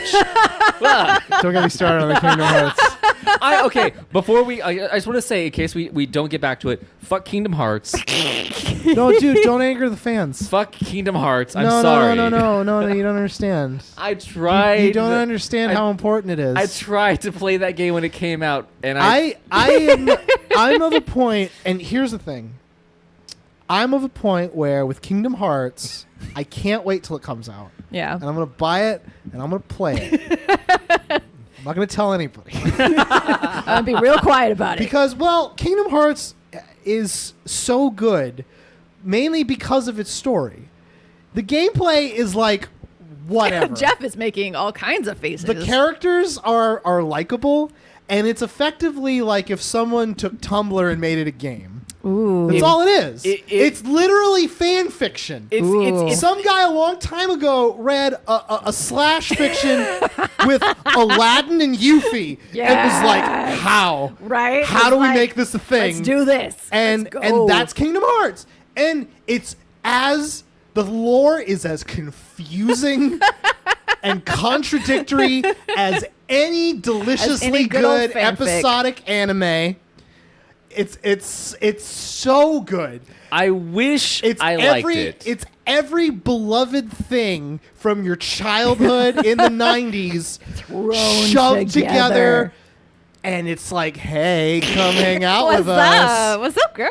I got chills when you hear fucking Sora like Pirate's Life for Me. I'm like, I love that level from Kingdom Hearts 2. And all the guys from Organization 13 are back, even though you mercilessly killed them. They're all back because they were great characters. Yeah. It's like playing fucking like. It's like playing Candy. It's like it's like playing pretend. Yeah. Kingdom Hearts is like playing pretend. Yeah. Ultimately. Except that because it's things that have no business being together. Yeah. The playing part is garbage. The everything else is pretty and bright and colorful, and you want to love it. You want to love it so fucking much. And I bought Kingdom Hearts 1, the fucking the foil cover version of it. Wow. The special edition. I bought it when it came out because I didn't give a shit. It was Square Enix. Square Enix had clout. Jeff in was going in for 2004, Square whenever Enix. the fuck it came out. I love Square Enix. I love Square. I don't care what the fuck they do. And I bought that game, and I tried playing it hard because I like Disney, despite Danielle's insistence that I don't like Disney. Disney's fascist. I love Disney, and I love Square and video games, and I was just like, it's the thing I'm going to like. And I tried playing it, and I was like, this game controls like garbage. This game has the worst platforming and camera I've ever had to use for a AAA title. That is the example of a game that has probably an amazing story, but the gameplay sucks so much that I could not bear it. There's your example of that. So that's what we have to. That's what I'm going to use against you as a weapon now. When you're like gameplay over story, I'm going to be like Kingdom Hearts, you motherfucker. But here's the thing. Here's the thing. Kingdom Hearts is completely unapologetic and unabashed in the fact that you're effectively eating a can of frosting. Oh God, yeah. That's what and not to demean, like, if you love Kingdom Hearts, First that's of all, fine. not trying to shame people And who listen. eat fans of Frosty. And listen, if you have any issue with how I'm describing this, go ahead, leave a comment. My name is Matt Pat. You can find me on Game Theory. Yep. The thing with Kingdom Hearts in terms of like its gameplay is incredibly simple because it's meant to evoke literally a little kid power fantasy of playing with all your fucking action figures and toys. Like, that's what it is. Yeah. That is Hell what the game. So in that sense, like, yes, the gameplay is awful and simple, and that's, I would argue, by design. I would say that I'm sure the gameplay, I'm sure the things I had an issue with in Kingdom Hearts 1 have been fixed. I know they have. Kingdom Hearts 2 controls pretty good. I've read about that. Smile. It's pretty good. But here's the thing: pure. is like, have you looked at the Wikipedia page for Kingdom Hearts? I have not. I don't have enough confess. time. No one has enough time. It took 80 people to write that wiki. The lore is ridiculous and confusing, and there's games that contradict each other, and there's time travel. How could there not And be? there's like alternate versions There was of a a character. video that came out. Austin on Game Theory made a video today about time travel in Kingdom Hearts, and it was one of the most fascinating things I ever nice. seen. And at the end, he was like, "Fuck everybody, fuck Kingdom Hearts. This took 2 weeks for me to figure out." Because you're also translating it from Japanese. Yeah, That's the other thing. But the thing was, like, Kingdom Hearts 3, it looks exactly how it's supposed to, which is a fucking mishmash of design choices because it's a bunch of different stuff. It's playing with all your toys in a sandbox at once, and it's coming up with a story on the fly because that's what you do when you play pretend. Yep. And for that reason, I think it's going to be like really beloved. No one's going to criticize it. It's going to sell 1 billion copies. Oh, sure. I don't even doubt that it's going to be a major success. But I will say that it is, weirdly enough, I didn't hate much at E3, but the unabashed just like fanaticism surrounding Kingdom Hearts. Was that your worst? That's kind of my that your vote worst. for Really? You just didn't care for Kingdom Hearts? Well, because here's the thing. Why don't you like fun, Jeff? I want to like. Okay, Why do you hate unicorns? Kingdom Hearts is the video game version of Harry Potter for me. Why do you hate Harry Potter? Here's the thing. I want to love Harry Potter, and I've talked about this before, where I missed out on the Harry Potter. I mean, I'm throwing Jeff under the bus right now, but I agree. Anyway, go on. We own all the Harry Potter movies because I bought them for us. We own all the Harry Potter movies and books. Yes. Guys, save it for the bedroom. Go on. Anyways. I know, right? So I've said to Danielle before, and probably on the show before, that like I wish that I had been of the mind at the time, or of the like, to want to really be a Harry Potter person. Sure. Because I see the fans for Harry Potter, and I love It's them. intense. Yeah. I love all of you Yeah. Harry Potter fans out They're there. very sweet. I fucking love you. Super sweet. I love that you love this thing so much. I love that you dress up. I love that you go to the library and you go Yeah. to the fucking Barnes and Noble on release night and you buy the books. I think it's fantastic. I don't care that much about the actual franchise because I was into a different thing at the time. So I love Namely girls. mainly like I'm sorry. Anime That girls. was Harry Potter came out Anime. around the same time that I managed to somehow find a password to the Bang Bros website. So look, I was very busy at that time. Well, yeah, okay, so that, yes, so But Harry Potter is that, and then I wanted. Kingdom Hearts is kind of similar to because I want to love it. I really want to love Kingdom Hearts because I know it has a cool story, and I know that there's like depth to it. no. But I've tried to actually like read into it, and I've tried to like get back. I remember trying to replay Kingdom Hearts 2 later on, and just being like, oh god, this really is not doing it for me. Yeah, I get that. But I mean, like, aside from the Kingdom Hearts presentation in the Sony conference, which they didn't even harp on for that long, and it was weird too because they really emphasized the fact that there's a Pirates of the Caribbean level. Hell yeah. Which you're like, Because Johnny Depp's stock is really high right now. Right, I I guess. know. that was my first thought. I'm like Get Johnny on this Depp is guy. not the person you should Yes. be Why is showcasing he- right now. Yes. But aside from that, was that your low? Was that your only low point? Well, so my low point was, I mean, my general feelings for Kingdom Hearts, but also I felt that it was a shitty trailer. I felt the trailer that they released for Kingdom Hearts was really bad from a technical standpoint. It seemed like a trailer for a game that was like slapped together at the last minute. I was kind of disappointed in that. Shots fired. I was also disappointed in the fact that like Square just was so weak. And in general, in yeah. general, and I know that like it's kind of a pipe dream to think that maybe they'd have something for Final Fantasy VII. Oh, And Jeff is real crimped about Yeah. this. Well, the thing is, that game was real great. I tweet. Here's the thing. Like at this point, the nostalgia has worn off because I'm now 34 years old. And I don't care anymore. Yeah. Like I've drank enough in the past 10 years yeah. of my life that like any like emotion that I felt towards this old franchise kind of dissipated at this time. Okay. Yeah. But like it doesn't matter now. Like after this E3, this I feel like E3 was the time for Square to like ignite some interest in their Yeah. ongoing projects for me. They did have an opportunity. They had an opening. This was, I feel like, the last ditch effort for them, and the fact that they showed nothing. I'm like, I don't care about Final Fantasy VII anymore. I don't care what the game will eventually be. Well, even if they showed anything, what would that? Who cares? The thing is, like, I feel like that it's sort of like just re-upping. Like, you know, it's like okay, like I know I honestly forgot Final Fantasy VII Remake was happening until E3 rolled around, and then I was like, oh, this. Will we thing. hear anything about Final Fantasy VII? The Yeah. answer's no. I completely forgot that it was a thing they were doing, and I was like, sweet, maybe this will be like a time to see like what their vision is for it. Like it might be cool. I would love to see like a good version of Final Fantasy VII because Final Fantasy VII. Newsflash to people who love Final Fantasy VII, of which I am one. Shitty game. Yeah. Super bad. You just love it because Aerith died. I love it because it was the You first take what you place. can get. Spoilers! If you didn't Yeah. like Right. that spoiler, leave a comment. My name is Krendor. skip ahead to the whatever we have as like the cutoff for the spoiler. But like I remember Final Fantasy VII was the first next gen game I got. I got a PlayStation. I remember the story. You got it on Christmas. I got it on Christmas, Yeah. and it was a thing because all I had for years and years, we didn't have new systems. Is I had an SNES for like 80 years. Right. And then then my parents surprised me with Final Fantasy VII and a PS1, and I was just like, I can talk to my friends now. Aw. It's just like there's a bit that that Jim Gaffigan does, where he's like, yeah, I watched the movie Heat recently. They're like, that came out 11 years And ago. they're like, I know, hey guys, I want to talk about Heat. They're like, Heat? That came out Right? 15 Nobody gives years you ago. shit. But Final Fantasy VII was the first game that allowed me to like be part of the zeitgeist. Oh, okay, Aw.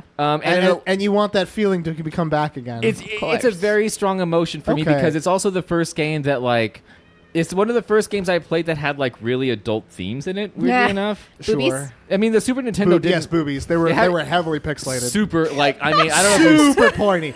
It was cold in Midgard or wherever that game was in set. Midgard the dress code is you get pointy boobies, you get a crop top, and you get suspenders. That's what you wear. Yeah, like I totally understand that, and I Yeah. totally understand like Square doing that, but I also at some level understand why they wouldn't want to talk about it because it's like They don't we have anything to do. I feel like they haven't done shit with it. I feel like Square's like 15 dudes now. Well, who cares? I mean, it's like they don't have to talk about it at all because as soon as it comes out, you're gonna be like, oh, Well, they're Right, gonna listen I'm to gonna this buy it podcast. anyway. They're gonna feel real bad. sure. Oh, they are. yeah. Okay, We're so gonna shame them. aside from Square in general, Okay.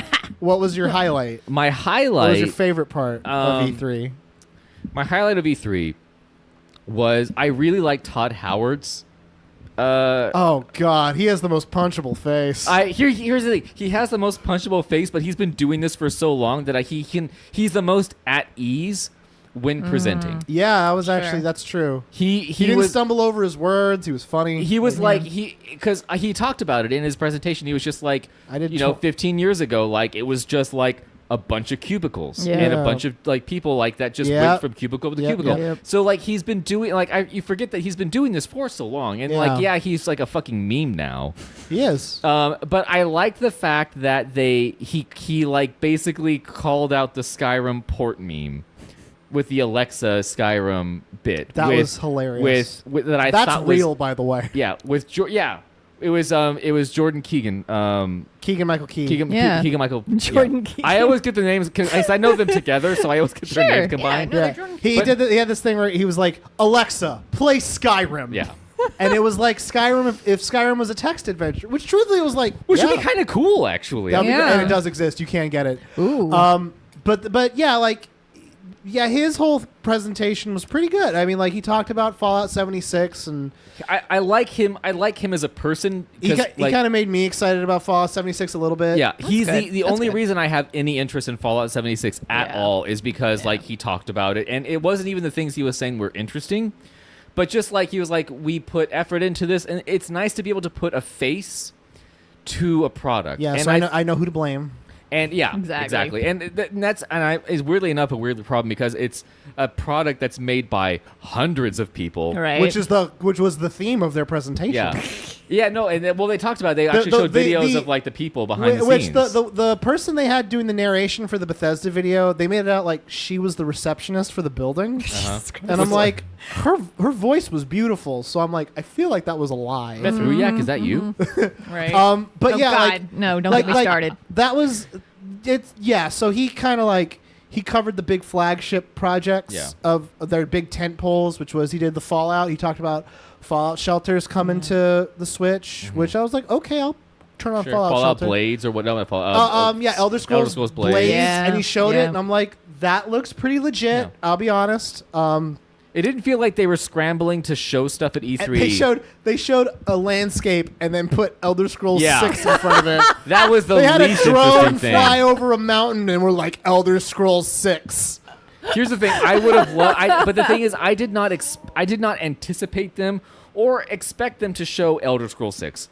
That was a pure pipe dream. The Yeah. fact that they even alluded to the fact that it exists, I'm just like, that's enough. I'm Yeah. okay with that. I'm good What with that. what I think was really what was interesting about Bethesda's presentation and all of them, truthfully, was like the middle games in almost every presentation for me were the most interesting. Yarny 2, the second Yarny, Yarny! game. Almost, I don't know what that is. Unravel 2. But one of the ones I remember that has stuck out with me is the Rainbow Six Oh, presentation. I didn't see that one. Was 'Cause that the Xbox one? Well, no, that was the Was that Ubisoft one. But Ubi- it was Ubisoft? interesting because their emphasis was like, we're an esport. Mm-hmm. And they were Yeah. like we're going to have invitation. That was their whole presentation Yeah, was like, yeah. Rainbow Six Siege, great game. Everyone likes it. We are an esport and we're starting a league. Yep. And one of the things they actually they didn't show any gameplay because they don't have any because they Right. already gameplay. They're Right. like, we made a film about professional esports people, like coaches and things, around Rainbow Six Siege. I'm like, that's great.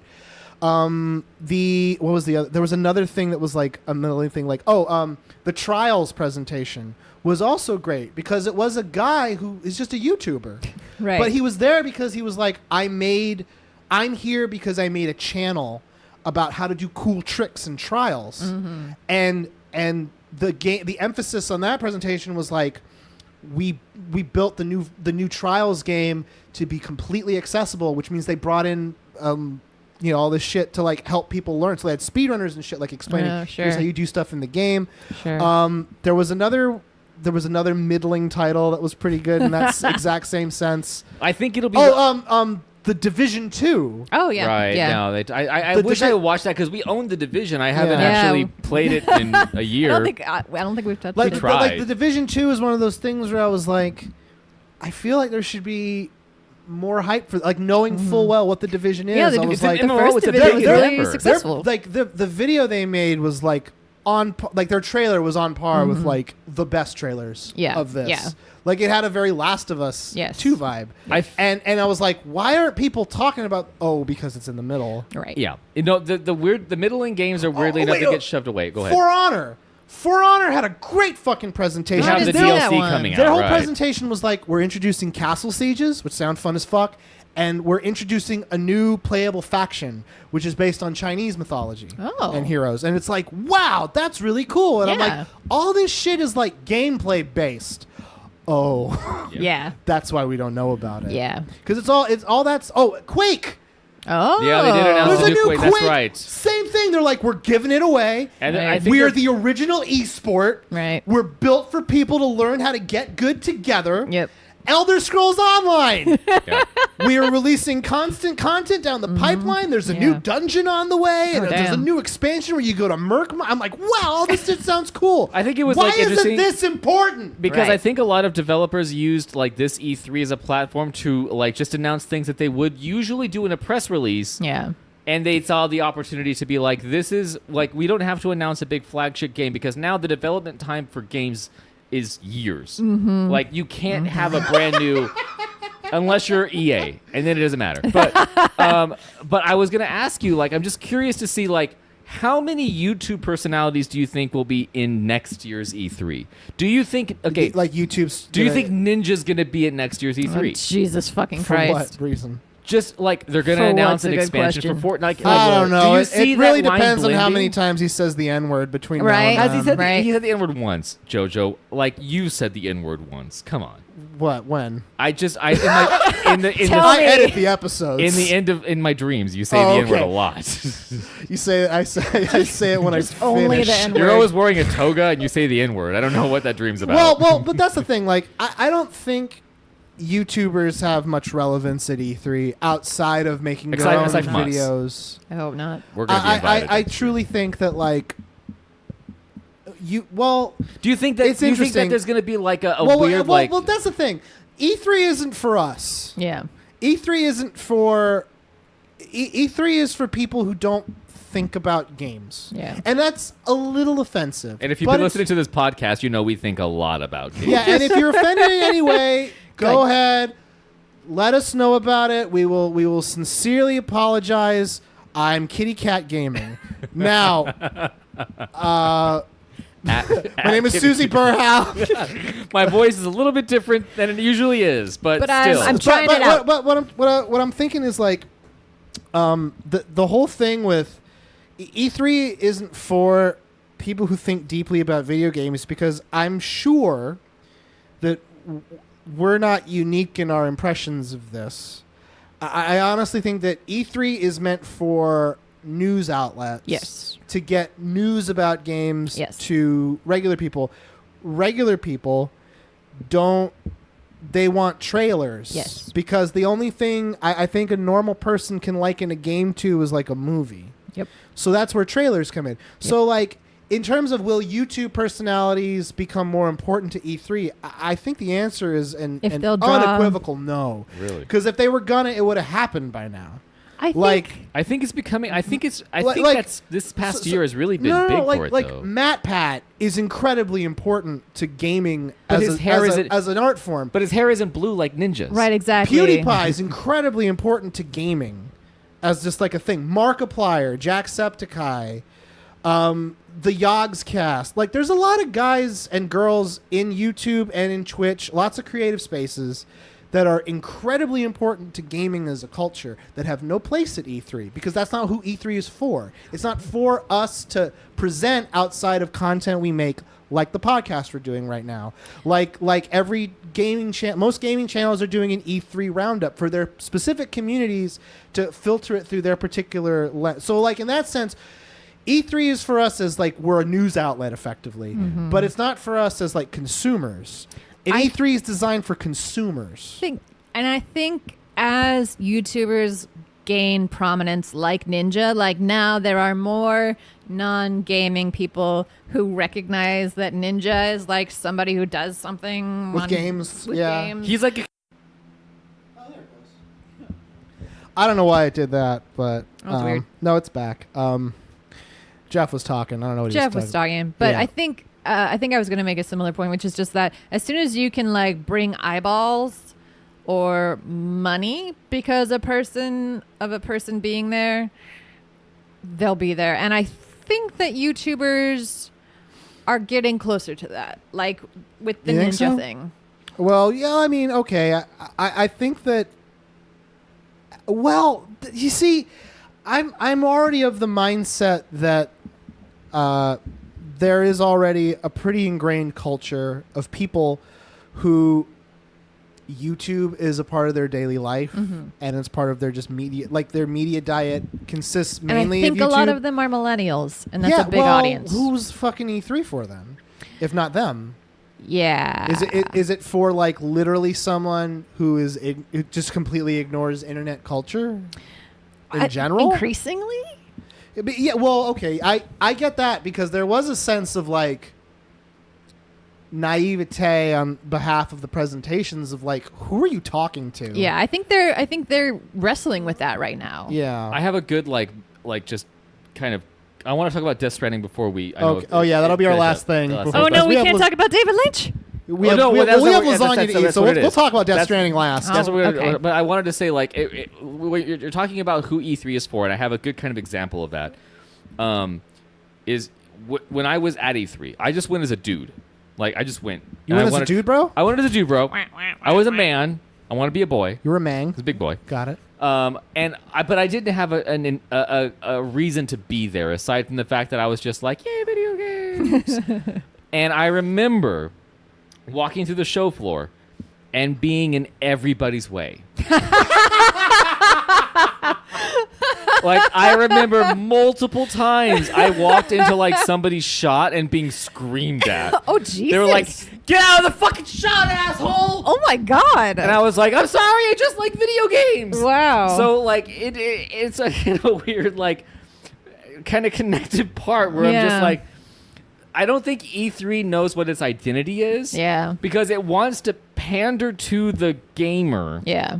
But it's not for the gamer Right. necessarily. Right. It's presented. It's like It's for the people okay, who will and I- talk about the games the to cons. an audience. Yeah. What's the I can't pronounce it right. You always pronounce it cons. Oh, con, yeah. It's like cons, except that now, but it's like we have cons for like the film critics, but we really want the fucking pleb here to watch the movie. Right. But we want it That's- to be disseminated through like media outlets. That's kind of what it is, yeah. But I remember just like walking into somebody's like camera shot and just being yelled at. I'm like, hey you! I'm just here to see Metal Gear Solid 4, ma'am. Nerd. Sorry. It's my favorite movie. I love it. Did you see the cutscenes? The CGI is A+. Beat it, nerd. Yeah. Beat it, nerd. That's what I got a lot. But yeah, I mean, it weirdly enough reminded me of that, of just like, here's a space that you think is a safe space for somebody who likes video games. And it's totally not. It's totally Yeah. not like I didn't belong there. Yeah. And I ended up going downstairs to like the sub level where like all the Korean companies were at showing off their weird fucking games. That's what happens. I don't know if you saw that. At least no one yells at me down there. They don't show you that in the regular E3 footage where there's just like there's the E3 the E3 show floor. There's also a separate show floor for like companies that like don't have a lot of money. There's the subterranean And level. it really is just like a bunch of dudes in a cubicle with That's like a gotta be standee. where the that's- interesting that- shit is. That's what's funny to me though, is like that's where probably the Well, coolest shit here's is. the thing. Yeah. Here's the weird thing, and actually, and I just remember this is I went to that area, and it's like a separate room. There's like the main E3 show floor with like fucking Tony Hawk Yeah. and Sony And then there's shit. the annex. And you go to the annex where there's like the company that made Guild Wars, and it's the first Guild Wars, you know. And I remember the one company, the one developer that still stands out in my mind that I saw with the game there was CD Projekt. Yeah. CD Projekt was in the Very like small Polish designer. the off area with The Witcher, Uh-huh, and it was just right. they had like a table, like they were an artist on Artist Alley at Comic-Con. yeah, that's true. And they were set up, and I just and now like, you know, they are much bigger, but like I don't know if that exists anymore. I don't know if like small developers get that space at E3 No, anymore. they do, but the emphasis on them is even less than it was. That's sad because like really you have like Nintendo and the Switch and like these developers that really like they push so hard on these small indie like companies like Unraveled was just a dude and like Yeah. a small team that made it, and EA bought it up and they, you know, published it. But like if EA didn't buy them up, they would have been in that room. Yeah. Well, Yeah. well, even going back to your example of The Witcher, like The Witcher is like the least likely franchise that could have been successful. The It first was game is okay. The first game is great. The first game is incredible. And actually what was so interesting about The Witcher, because I remember getting that game like as soon as it came out, knowing nothing about it. Because I think they made that using an engine that was developed by BioWare. Like they licensed it and they used it to make a sequel to a novel series that never came out in English, Yeah. marketed specifically to English-speaking people. And it was like fucking discovering Game of Thrones. It was like so and now it's like this incredibly huge, vibrant franchise. Witcher 3 is like a household name in Yep. terms of gaming. Like It is you one of know the best games that has been released. Yes. I would say ever. of games. It's one of the best games. Yeah. And they're still those little guys. Yeah. But like that's it's interesting because it's like we started off talking about this over an hour ago about how truly disappointed I was in all the presentations because of like how all the gameplay they showed was just like, I've seen all of this. Yeah. And it's sad because like as an industry that's a failing, but I'm talking about like big studios, the little guys and girls who are making games, the bullshit we play on fucking JoJo Has Friends. That's awful. The house flippers. That's the truly awful shit that we've managed to find so far. The long reach. That's where their tables would be, Yeah. and that's where I would want to be because that's where interesting things can Yeah. happen. That's where new things can happen. Yeah. Yeah, that's where as someone who plays games and enjoys the art of gameplay, like that's where I'd want to be, in terms of like, as someone who wants to have a varied palette in terms of like that's like going to a fancy restaurant. Is that artist's alley of small game companies that are just struggling. They're just trying to find an audience, and like Bethesda and Ubisoft, that's like Applebee's. Yeah. Red Robin. It's you But know what to Bethesda's expect. the Applebee's of games. You It's just I'd like accept you that. know what you're gonna get. You're gonna get the same thing that they reheated in the microwave. if you go to this Applebee's or the one over here in this completely different I don't want county, to go to it's the same thing. I don't want to go to the Applebee's on Rage. Let's go to the Applebee's over on Right. Fallout part of town. Well, there is usually the bad Applebee's. No, like, that's the there's got to Denny's. be the bad Applebee's. I don't know if there's a bad. I location. mean, to Yes, me, that- Applebee's are so across the board. Denny's, there's always a bad That's Denny's called- in town. I was about to name a game, but I didn't want to. do it. That's what is that one game that Ubisoft's making? Skull and Bones, the pirate I don't game. even pay. I don't. It's what is it? What's the actual pirate game that exists now that Rare made? Sea of Thieves. It's So a it- serious Sea of Thieves. So is Sea of Thieves a good Denny's and Skull and Bones is a bad Denny's? Yeah, and in the same way that PUBG is a bad Denny's, Okay. and Fortnite's the fun Denny's. Fortnite's the Denny's that you can take your mom Fortnite's to. the Denny's that's next to the Discovery Zone in the 90s. PUBG is the Denny's that you go to at 3 a.m. because you're hungover. PUBG is the Denny's you visit after you had like weird sex. And and you just don't need to be home right now. PUBG is the Denny's Denny's that the gunshots are constantly ringing out in the background. PUBG is the bad Denny's that you go to before you have the weird sex with the person you're gonna have the weird sex with. I'm about to have a weird hookup at PUBG Denny's. PUBG is the Denny's where like you might as well just pee at the table because the urinal's not that much. Oh different. sure. Yeah. So I guess let's talk about the weirdest thing that we all saw. Yeah, let's talk about the at weird E3, Denny's. which, by the way, like we didn't even have to like discuss beforehand No. that this was the weirdest thing. We were Danielle coined it as of the a- David Lynch thing. Yeah, and I said that separately. I was like, I actually said in group chat, I was like, I miss the days when Kojima made games and didn't make David Lynch movies. What now, Danielle? Did you watch the trailer, the full trailer? Did you watch it with me? Yeah. Okay. Yeah. So here's I want to preface It's with just, Whether I watched the full I trailer gotta or not explain, doesn't matter. I got to explain. I just got to narrate my feelings. Yes, please. So, the Death Stranding trailer starts. First of all, the name Death Stranding is the fucking worst name. You Anyways, have no clue. No one knows what this game is Death yet. Stranding. What's that? It's Norman Reedus. So here's, Norman Reedus was here's the start of the trailer. It's a fleshy tube, very vaginal, You see a and butt. you see what looks like the head of a penis. Then it zooms out to a truly poorly animated baby's head. like that. And the moment I saw that, I was like, what the fuck is this? And then it said, Hideo Kojima presents. I'm like, Oh boy. Did you not see the baby yeah. before in previous trailers? No. It exists in previous trailers. This wasn't the Lord. first I time found I heard it actually shocking. No, and then so seriously, wrote for 'cause, Kojima. like- I was like, he's that guy. Jeff pulled up a picture, like he was scrolling through something, and there was that picture of just a baby's fucking face in like some kind of weird, The weird dark, baby in the jar. And I was like, "That's a baby in a vagina." That's That's like a his, baby being That's like his born. primary. That's his Batman's utility belt. I was like, His Danielle, his no. baby vagina jar.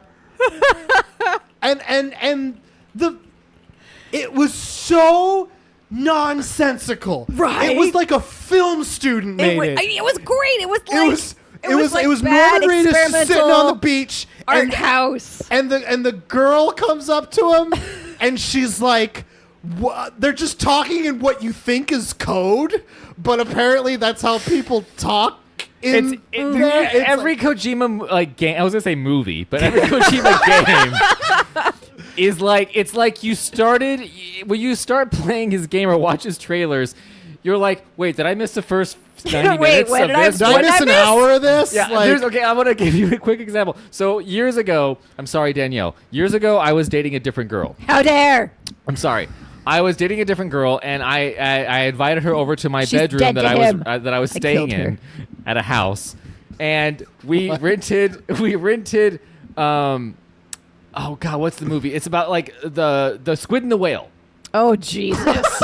Oh Jesus! by Noah Baumbach, I think, is the director. Yes, it is. Yeah. Yes, with it is. Jeff Daniels and Jesse Eisenberg. Yep. and really- the little kid who's jerking off on the books. Great, amazing, Spoilers. amazing, Amazing jizz effects. amazing independent movie with white people. It's great. And I remember and we put the movie in and we started playing it. And what we played of the movie lasted 20 minutes. And then we got to As the it end. should. And when the movie started, it was like it seemed like it was in the middle of the film. Yeah. Yeah. Yeah. And yeah. but then like it went to the end and it ended and I was just like, man, independent films are crazy. Like it's like I didn't even watch most it's like of this there was movie. no story. And I was like, this movie's crazy that it's just like I had to make up most of the backstory for these characters as it was like going. Yeah. And then I found Yeah. out that like my DVD player fucked up and it just skipped ahead to like the 8th chapter. But you couldn't tell.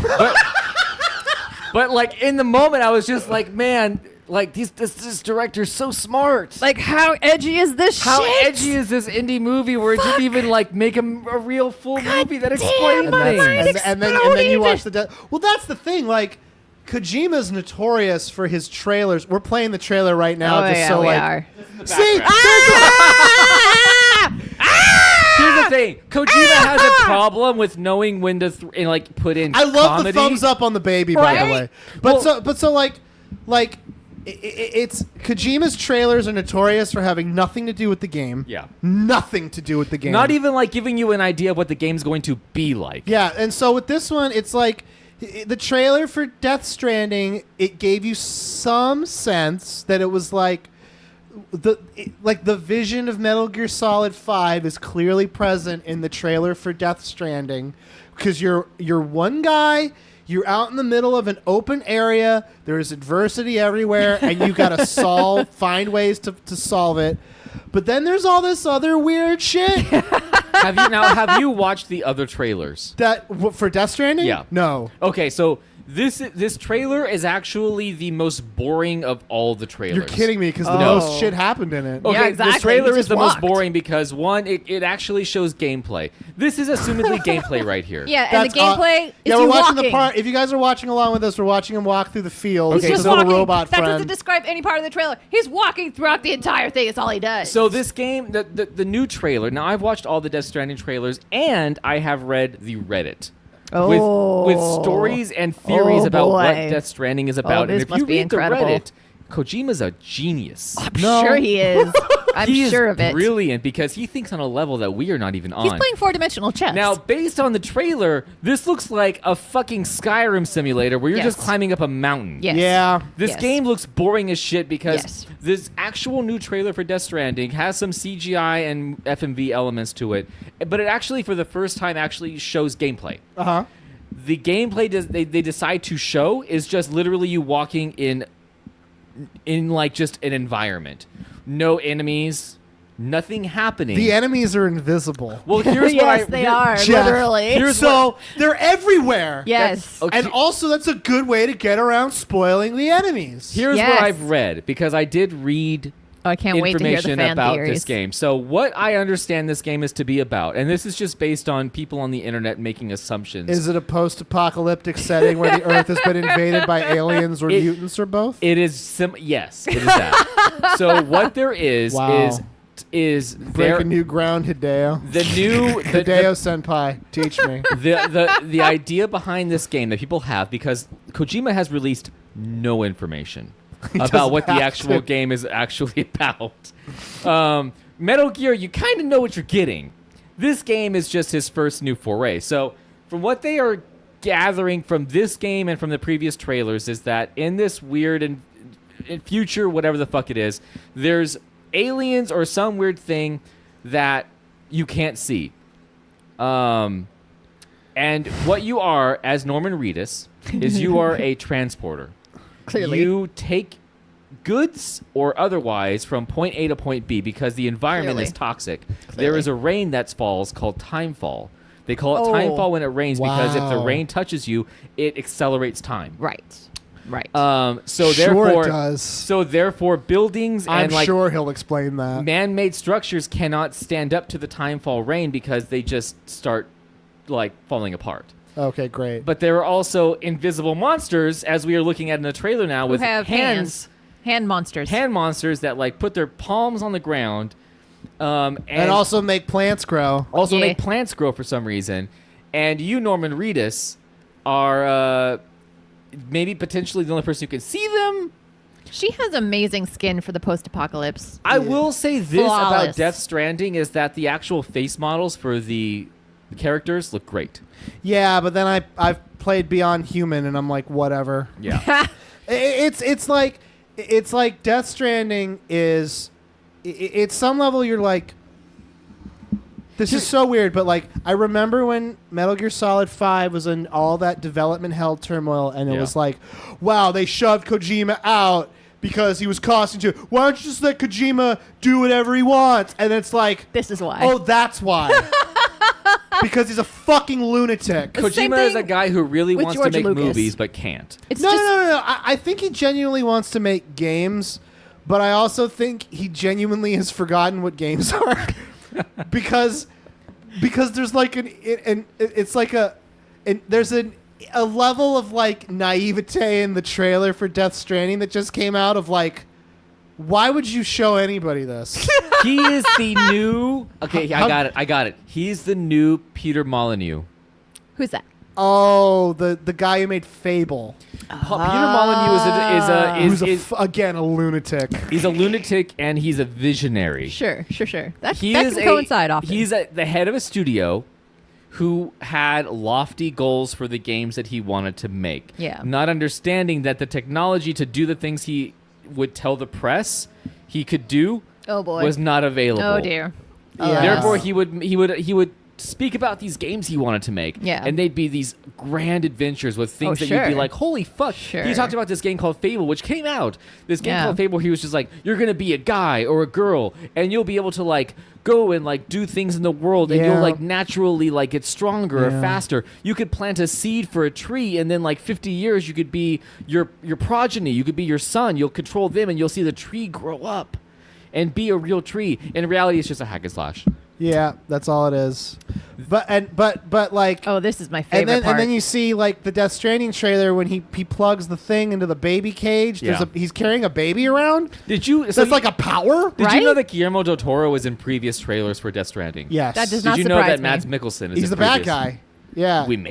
We don't know. No, He's the he's the handler? bad guy. You can This tell. baby could be the bad guy. What the fuck is? There's a baby. He's carrying a baby. That baby people think is his clone. Because here's the thing about Yeah, Death yeah, Stranding yeah. that Kojima did say is that it's like death is not the end. That's the Right. kind of tagline for the game. So people think that when you die in the Death is game, not the end. that like Right. you go to an alternate reality and then you have to get back to the real world. Sure. That's what they think. That sounds really like something Kojima would think was cool. Here's the thing. I love Kojima. I Well- love him. I want him to do well, but like, dude. It's a really like for a trailer for E3 like, and this is one of those things where it's like, God, I wish a real like big bullshit company was taking care of Death Stranding because at least we would know like. Anything. Yeah, and as so far all we have from the trailer is like you walk around, I guess. Yeah. You have like a And it's box. you walk around and it's weird. You eat this baby You eat a weird worm? thing. Yeah. Oh yeah, they Nom, hold nom, on her nom, eating the caterpillar baby for way too long. Yep. Right. They should have led with Yeah, that. I don't know shit. if you can do this, JoJo, but when you actually like get this ready for the for release, can you like put when they should Well, I'm start gonna- watching the trailer? I'm gonna put. I'll try, but yeah, it's like Who is this? Am I supposed to know who this is? there's Right? the end has the woman that you don't recognize. The blonde Swedish-looking woman. Yeah. She hasn't. Yeah, it's whatever. It's like the Death Stranding trailer is you watch it, you're like, I guess that's good. I guess that was. It's I mean, it has fun. to be, right? It's like watching the trailer for a sequel to a movie you didn't see. Yeah. Right. Yeah. but like an indie movie, like. Yeah. It's like definitely. watching a sequel for like the Squid and the Whale, and Like, you only like watch we're half watching, of it. we're watching like the sequel, like Ghost World 2. Yes. and you're And like, it's so weird and it's so out of place. I think it was in the middle of the Sony presentation. They didn't lead with this shit. no. I think that they wanted to I initially, have a and then feeling they were at like, some point someone saw that and when they were like, "Are you fucking kidding me?" they're like, with this. fuck, he's got this for And us? Kojima's just like 3 feathers falling, and he just walks away, and you're like, "What the fuck are you talking about?" You try to shake his hand, and it's just a hologram. You're just like, what the fuck, Kojima? Quit being meta or Every- not meta. Or- Every time you're in or- the same room as Kojima, your eyes start bleeding. You're just like, Jesus! It's like, why is your game so smart or dumb? Like, Yeah. Nope. Nobody I can't can tell figure. if it's. Yeah, I can't tell if it's dumb or smart This yet. is the greatest that's or the thing, like- worst? Like, it's absolutely. Death Stranding is the trailer for Death Stranding is so baffling because it's hinging like it's like Kojima was like, well, I could make something that people could understand Or because I'm a small company and I really need to do well because there's a lot of people relying on me. Or fuck it, and let's just put this shit out. You know when you Of watch. whatever. You know when you watch It was like he went to the developers like, hey, what's the most boring, weird collection of shit we can put in the trailer? And his game designers were like, all of it. Yeah. And they were like, okay. yeah, let's go with that then. Let's do that then. His game trailers look like, you know when you watch a movie and a movie tries to like show somebody playing a video game, but the people who make the movie don't play video games. That's what this is like. It's like Yeah. when you watch like Paul Rudd and like Seth Rogen and like a 40-year-old virgin like one of them's like hammering on a fucking N64 controller, and the other one's playing an Xbox controller, and it shows this footage. It doesn't match up. Yeah. So. Yeah. Yeah. Death Stranding. Here's the thing: if you like, I will suggest if you watch all the trailers for Death Stranding and you like read people's like cool sort of like, what is it? Like, here's my theories. That makes you the only interest you could potentially have in this game is to find out what the fuck is happening. It's like an ARG. This game is not a real game. It's a fucking ARG. Yeah. I watch a trailer for like. Watch the trailer for what's a fucking super run-of-the-mill basic bullshit game that was at E3? Fucking Call of Duty something. Yeah, watch the trailer for like the new Call of Duty, and then watch the trailer and then be like, so boring. And then watch the trailer for Death Stranding and realize that there's an opposite end of the spectrum. Yes. That Kojima is on. Yes. And this was in one of the main presentations. This is the primer. It's so fucking crazy. This is the existence or primer of movies to video games. It's so ridiculous. So we want you to succeed, Kojima. But fuck, man, give us something. I mean, you could have had PT. Yeah. You could have had PT. Don't even say that. Don't bring that up to me. You could have had PT. Yeah. But anyway, so I guess that's is that our talk about E3? Are we that's good? Our E3 rant to Palooza. Yeah. Sure. I had fun. Yeah, I had fun too. If you like this, leave a comment and let us know if you want us to do more episodes of the Friends We Made, because we like talking about games and shit. I would love to know, and I know that Kim's not here right now, but I would love to see Kim's reactions to things. Yeah, so if you like this, go ahead and leave a comment. I am Yogscast. You know what? No, actually, I'm lying. I'm Smosh Games. I'm JonTron. I'm not a racist. Yep. And Danielle is Commander Holly. Yep. And we're JoJo has fun. And JoJo has fun. JoJo has friends. And this was the Friends We Made. All credit goes to Master Sword Remix, who made our theme song. And we'll see you guys tomorrow. Bye. Bye, guys. Theme song cue. David Lynch.